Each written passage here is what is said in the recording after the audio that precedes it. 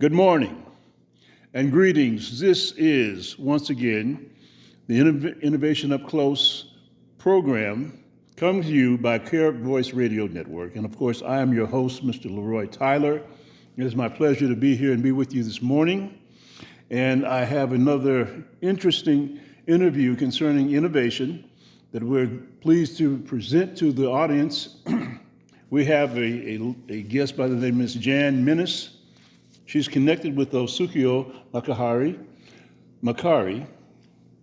Sukyo Mahikari. Sukyo Mahikari, thank you. She's connected with the Centers for Spiritual Development. And this is an interesting concept. It's being described as true light energy that has impacts spiritually as well as physically on the body. And it is my pleasure to introduce Ms. Minnis for her to talk about this and the innovation of this and how it can help humanity. Ms. Minnis, thank you for being here with me this morning. Thank you. It's my pleasure. Okay. So could you please give us the origin of how this started and also how you got involved with it? Okay. So Sukyo Mahikari, Sukyo means universal teachings. Okay. And Mahikari means true light energy or divine light. Okay. Sukyo Mahikari is all over the world. We have 22 centers here in the United States, and we're in every continent of the world. The main world shrine is in Takayama, Japan. Okay. It was started in 1959 by a gentleman who received revelations from God, who's a master. His name is Mr. Okada. Okay. And these revelations led him to create this worldwide organization called Sukyo Mahikari. And the universal principles are principles not owned by anyone. They've been here, part of the universe, since the beginning of time. Like an example would be the law of gravity. Okay. There's no organization that can claim the law of gravity. That's right. Or the principle of the echo. If you say something, it will come back to you. So all of these are principles of the universe that we can live by. If you live in the universe, then it's good to know these principles because they will guide your way each and every day. How I got started in Sukyo Mahikari, I'm originally from Washington, D.C. Okay. And I had an older sister who had lost a 3-year-old daughter. She was walking around a market on Capitol Hill, and the Sukyo Mahikari organization was there giving light to people. They were giving 10-minute sessions. We do that very often. We go to different places and allow people to experience the light like you experienced. Yes. So she experienced the light. It was she was trying so many things. It was the only thing that really consoled her. And she decided, unbeknownst to the family, to take the course. And then she came to me, I'm the youngest sister of 4, and said, Jan, let me give you some light. And at the time, I was very much a devout Catholic. I'm still Catholic, but our organization is not a religion. It is a spiritual practice. So within our organization, there's every race, creed, and color, and every religion you possibly can think of. Buddhists, Muslim, Jews, Catholics, Christians. So you can practice your religion and you can also practice the spiritual path. So she came and gave me light, and I was intrigued. At the time, I had a really stressful job, and so the hair in the back of my head had fallen out. I had alopecia. Wow. I had gone to the doctors, and they gave me steroid needles. Oh my God. I can still remember the pain of someone putting a needle in the back of my head. Well, no hair grew. I was bald, like Foodie Brown. Oh my goodness. So I put these like extensions on my hair to sew over the back of my head to cover up my bald spot. And so my sister said, Jan, go receive light. I said, what? And she says, Jan, just go. I said, okay, what happens to people is when you're at the precipice, you're at a point in your life where you can't go nowhere else. Okay. You might have cancer, you might be very sick. I had no hair. So I went to the center. I received light for about a week and a half. And I start feeling in the back of my head, and I had peach fuzz. Wow. And I could not believe it. And I said, this isn't doing it. My hair is finally growing back. But the more I went, and it just picked up speed, my hair just started to grow into the back of my head. Wow. And that was, when you receive light to your spirit, mind, and body.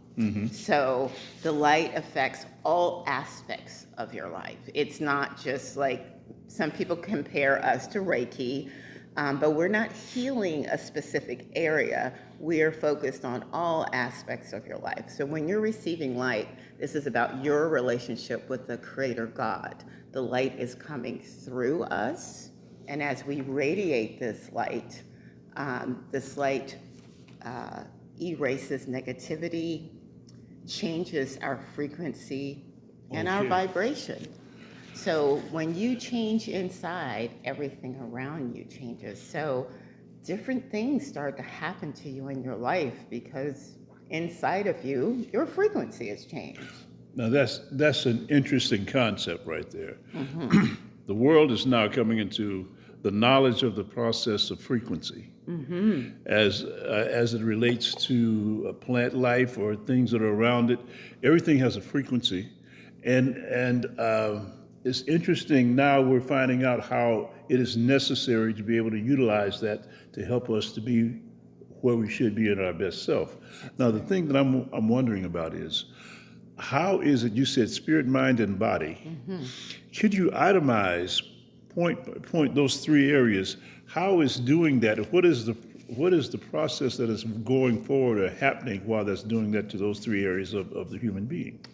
So let me just give you an example. Medical science is totally based on what they can see. That's right. We have things that happen on our planet every day, millions, billions of things that we can't see, and we can't explain it. These things have been around before medical science tried to tell us that, oh, that works or this fixes that, Yes. So as you receive light, which is a realm that you can't see, all of the members and people who receive light have experiences. I had the experience of my hair growing back. Okay. We are spiritual beings first. Yes. We have a mind, so we're with mental capacity, and then we also have a physical. We have a physical body. When we came here, we are a spirit, and when we leave, we are a spirit. Yes. And this is just a container that our teachings. This is just a container. We have this lifetime. So when you affect the spirit with this beautiful divine light, you're changing the spirit into a positive direction. So we call it positive energy, positive light, true light energy. This has been around for ages. Many saints and sages used this light. Gautama Buddha, Jesus Christ, the laying on of hands or the raising of the hand or speaking light. So they have different lights, Makibuki no Waza, Mahikari no Waza, which is raising the hand or blowing to blow light. We are all children of God and we all have light inside of us. And we're able to radiate this light to continue to erase negativity so that we can change our spirits to its original condition as true children of God. Okay, this is an interesting concept. Yes, it is. I mean, now that it was in the last century, Einstein and Tesla was saying that medicine will not be predicated on on what they were dealing with back then. It's going to be, modern medicine is going to be dealing with frequency. Okay, so this is interesting that you're saying this. Now, where does this energy originate from? This energy originates from the Creator God. The energy comes through us. We're able to radiate it. And you can take a course, a 3-day course, and receive a holy pendant. And the course is a mere $200 offering, and we teach you how to radiate this light. We do not charge to radiate light to anyone. We accept offerings, but this is the light of God. And our mission is to share this with any and everybody who we possibly can. One person at a time, we can create world peace on this planet. Okay, so that's a mouthful, right? It's a huge mouthful, which generates a ton of questions. Okay, what about individuals who are looking at this from the standpoint of the opposite of light, to dealing with the concept of darkness? Okay, and there are things in the dark side of the spirit realm that people often talk about the chosen people. Let's clear up a little weirdness around chosen people. Chosen people are people who choose God, who choose the light. And once you choose that, then God chooses you, and you're able to work according to God's will. If you do not choose the light, then and that is what we get. That is our special thing as children of God. Choice. We have the choice to be in the light, to be in the right, or we have the choice to be in the dark, to be in the wrong. So it's up to each and every individual on this planet to choose what they would like to do. And so you can choose materialism, which we have across this planet, or you can choose spirituality, to be directed towards God. If we had a planet of people who chose spirituality, chose to have beautiful hearts and beautiful minds, and to help brothers and sisters across this planet, we would already have world peace.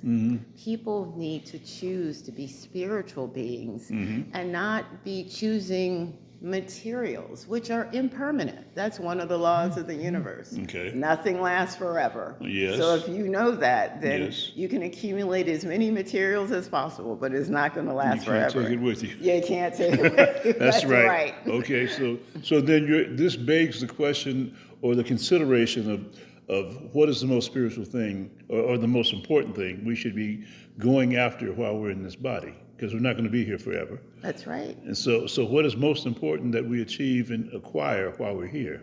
Our teachings tell us that we should be directed towards the Creator God. That means directed towards His will, fulfilling love and harmony upon this planet.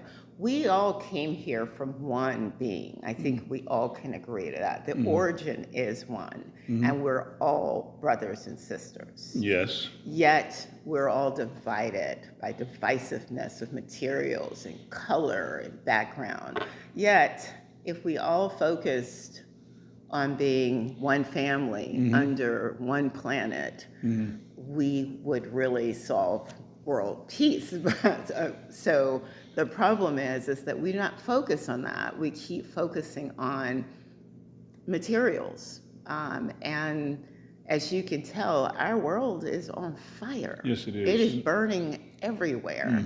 We are having all kinds of environmental issues. We're having all kinds of wars. People are suffering. Mankind is going in the wrong direction. Yes. And at this time, it is even in the Bibles and some different scriptures that the light will come to illuminate and help people we're here with it. It's free. You can go to any center around, the United States. You can go to any center in the world. We are in Latin America. We're in the Caribbean. We are in Australia. We are in Africa. We're in every continent of the world. You can go to a Sukyo Mahikari center, and they will give you light. Well, the question I have is, you said Mr. Okata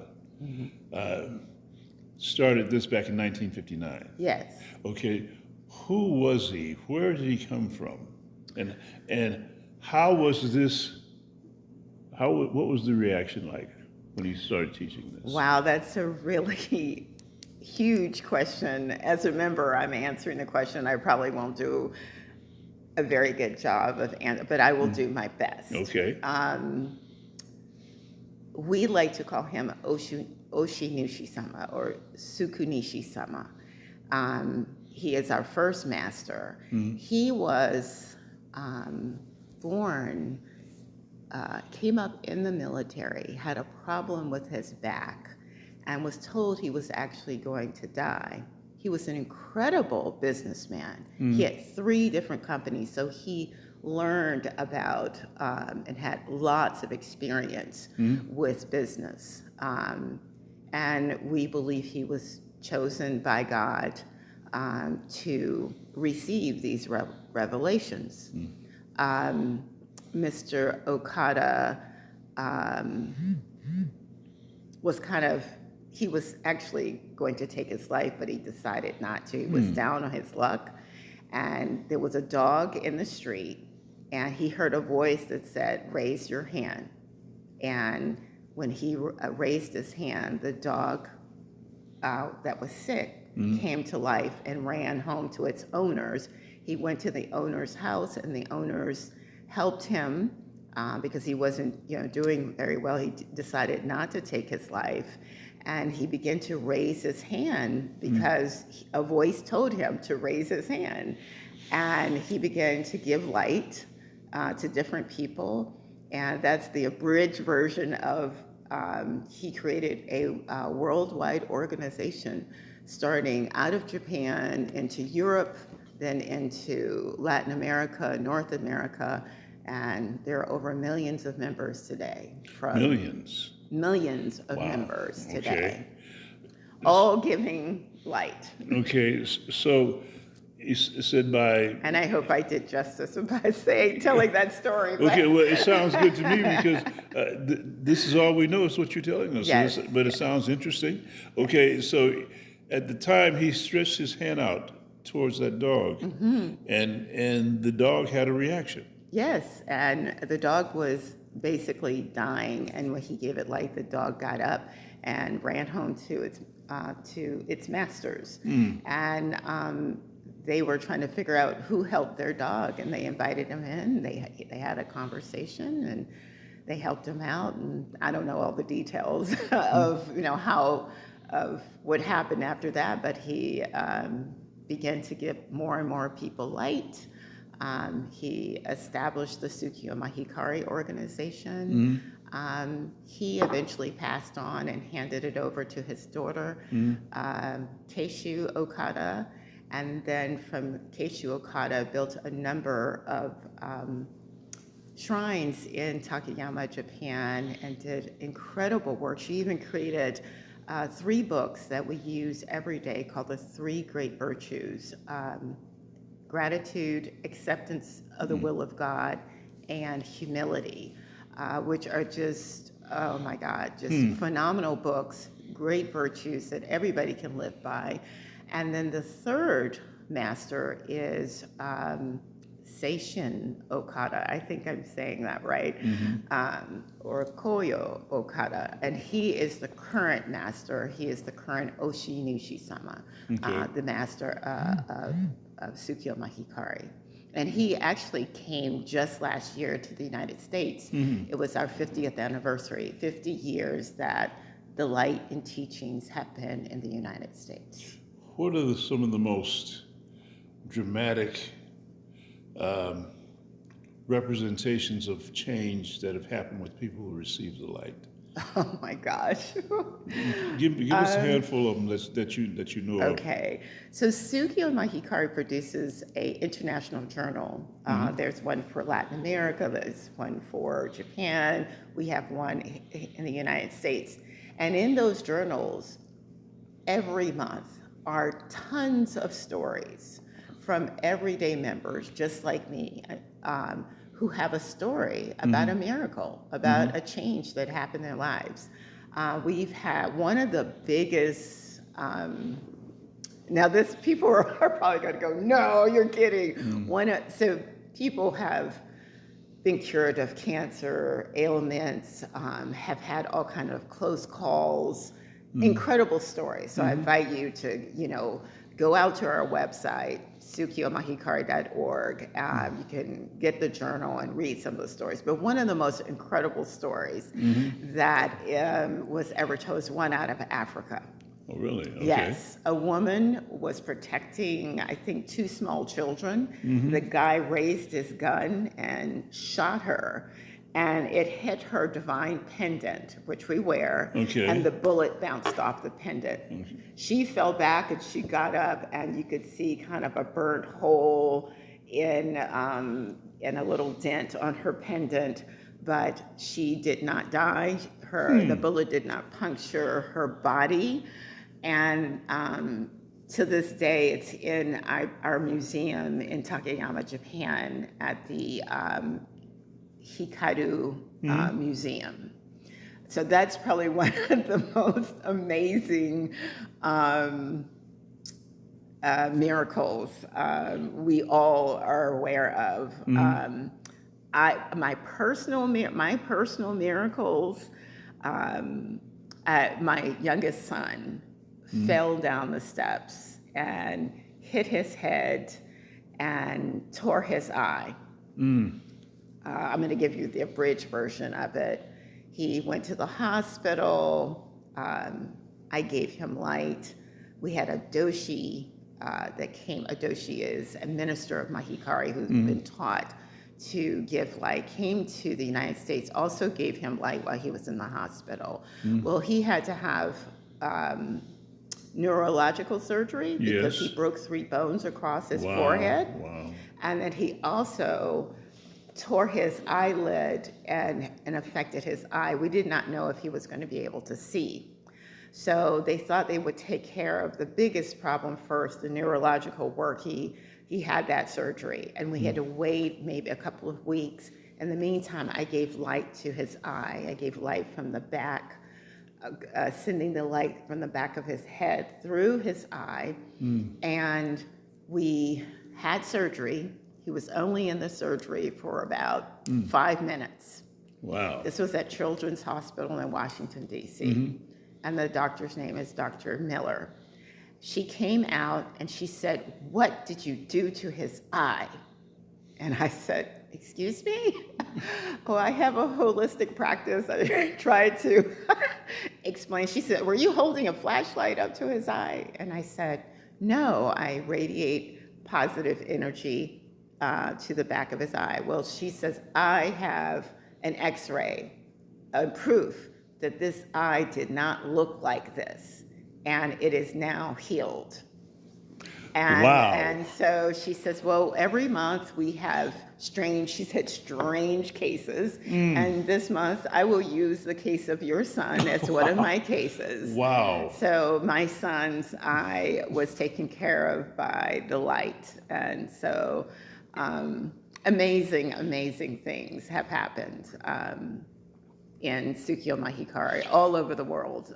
We have miracles occur, but miracles occur all the time. Sometimes we don't even see them because we're not paying attention to them.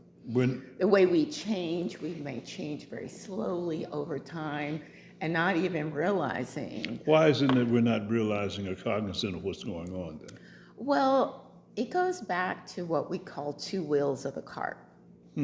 Sukyo means universal principles, and Mahikari means true light. When you practice both of these, you are able to move forward in life. There's a teaching called, or universal principle called step by step. or they call it the principle of dawning. When the sun rises, it rises very slowly.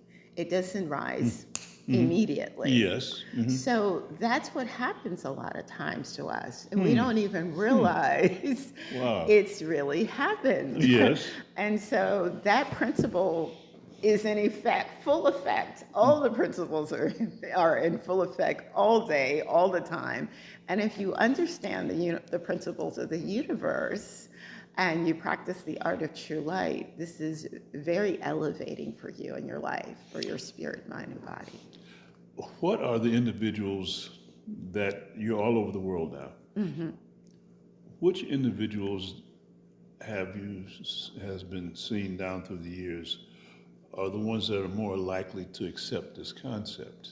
Ah, that's interesting.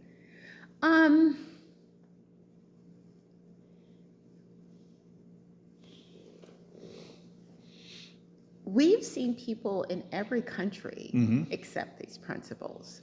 You might see people who are closer to the earth, who may not have a lot of other religious type of things going on. We have huge Chu dojos in Dai dojos or Chu dojos in Latin America, in Africa. Okay. In Africa, the youth are very involved. We also have a Really? big youth group. They are planting trees from one side of Africa to the other. They have been honored by several governments because of the great work. In fact, at some point, they were called Children of the Rain. Where there has been lots of desertification, the youth group would come, and when they begin to plant the trees, it hadn't rained for the longest time, and it would start to rain, and they couldn't write, and they cannot believe it. So it is really, so we have huge youth group. We have also a smaller group called Sunlight Families, where smaller children, I've been in this practice for almost 30 years. So all of my children were born in this practice, and we were part of the Sunlight Families, and then my kids were part of the youth group, and the youth group goes all the way up to age 40. So we are encouraging young people to be leaders, spiritual leaders, leaders that can be righteous in the world and help the world to become a better place. A friend of mine told me a story of an incident that happened out on, I think it was in the Los Angeles area.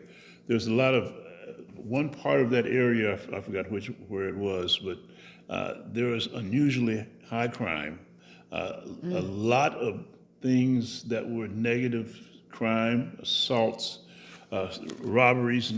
And so some of the individuals that were in city governments, they assembled 1,700 people to come to the area, and what they did was think about and manifest in their mind peace, harmony, love happening all over the city, and projecting that and speaking that into the atmosphere of the city. And he said that in about a month, crime started plummeting in that area. Wow. And it went down to record numbers, and it's like it's another different environment there. Yes. Okay? So as I hear you, that brought that back to my memory. And I'm so glad you brought that up. So we don't realize Yes. what we can project. Yes. If we project the positive continuously, the first thing we want to do is project the negative, because you have a negative feeling of something that hurt you, bothered you, is painful to you, a memory or whatever. And that negative keeps on feeding the situation then. Right. And our teachings teach us to project gratitude for everything. Everything in the universe we've been given. The birds of the sky and the fish of the sea and the animals want nothing. And we've been given everything. And so we project gratitude. One of the things you mentioned, we have a dojo or a light center in New York. It was moved from one area of New York to, I think, Midtown. And when it was moved, the papers reported that crime rate had dropped, and they didn't know why crime rate had dropped. The light in those centers project the light into those neighborhoods. My goodness. And also people being there projecting the light. We're talking about you can give light anytime, any place, anywhere. You can give light to your food, you can give light to your animals, give light to your water, you can give light to your plants.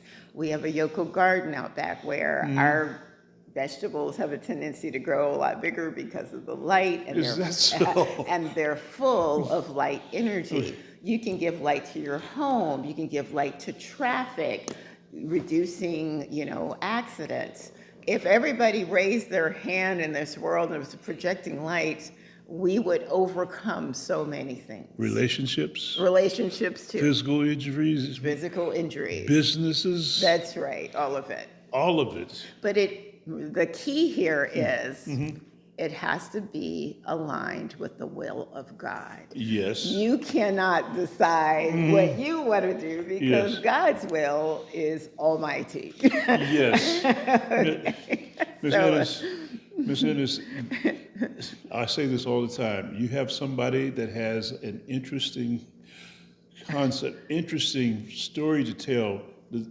The time goes by like an Olympic sprinter, and it's got us right now. But this is so interesting.